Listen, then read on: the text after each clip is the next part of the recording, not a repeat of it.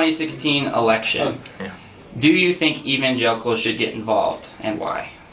Well, listen, I think there's no question that Christianity is under assault in our nation, right? I mean, you see it in Posada's emails, right? You see these emails coming out from the DNC where they're making fun of Christians, they're making fun of evangelicals, they're effectively badgering them, and it's, very, very sad. Our religion, my religion, all of our religions, it's under assault in this country. I mean, look at basic things. Look at Pledge of Allegiance and people rebelling against saying the Pledge of Allegiance. Look at people, in this push to take "In God We Trust," off of the U.S. currency. It's just simply wrong. In so many places you get criticized these days if you use the word Christmas, and it's very, very sad. And we need to go back to our values. And this is what built this country. This is the religion that the country was founded on. Not to say that we can't practice all religions in the country. Certainly we can, but Christianity has been under assault, and it's very, very sad because A, the Christian teachings are great teachings.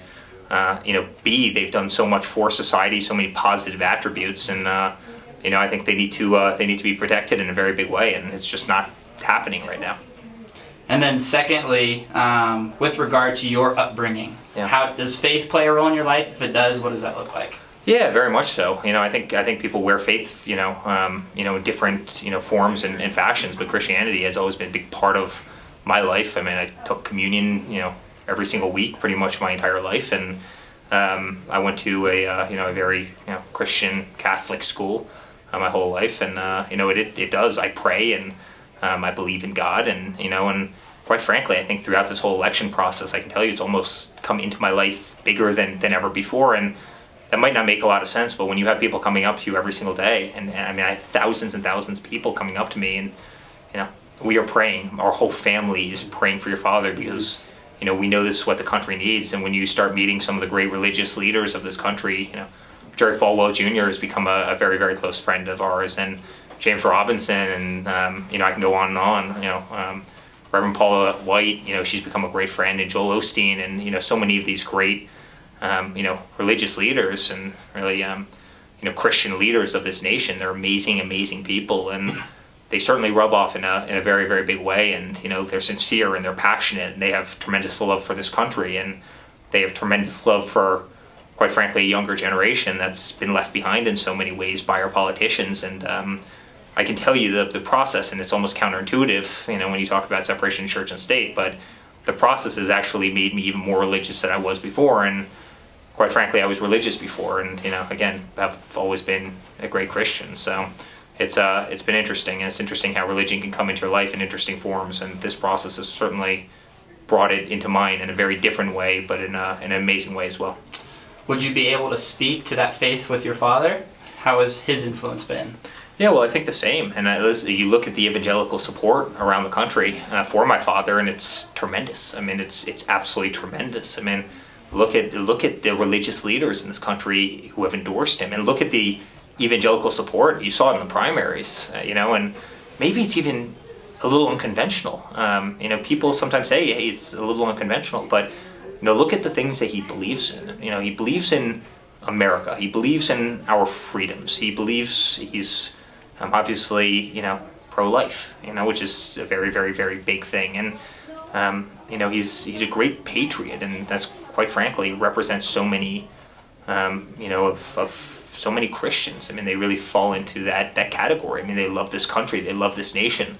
They love family. I mean, you see the family we have and how close we are, and that really falls into the bucket of religion in a very, very, very big way. And he'll protect Christianity. He'll protect our religion. And again, it is under assault, and unfortunately, none of the politicians are doing anything about it. Of what you think are the most important issues of this election, and why your dad is best for those? Listen, our country is going in a terrible, terrible direction. I hate to just be that frank about it, but it is. We have $20 trillion worth of debt. It's gone up $11 trillion under President Obama. Think about that. I mean, we're all millennials. I'm a millennial. We're all millennials here. For the $11 trillion that's gone up under President Obama, we could have paid off all student debt in this country 6 times over. Think about it. We wasted $6 trillion in the Middle East. We could have paid off all student debt 4 times over with the money that we waste in the Middle East. And there's not a day that you can turn on the TV where you don't see another video of Mosul or another video of Aleppo or innocent little children that are bloodied from the battles of war, and we spent $6 trillion. I mean, think of what that could have done for students in this country. We have 95 million people out of the workforce, right? I mean, students are coming out of colleges, great colleges like this, and they're finding it impossible to get jobs. We have 95 million students, or people out of the workforce in this country. We've lost 1 in 3 manufacturing jobs in the United States since Bill Clinton signed NAFTA. It's the greatest job-killing deal in the world. It's sad. Median incomes in this country haven't gone up in 15 years. 15 years since people have gotten a raise in this country. And students are taking out astronomical loans because they want to get a great education, which is the most important thing in the world. Education is absolutely the most important thing in the world.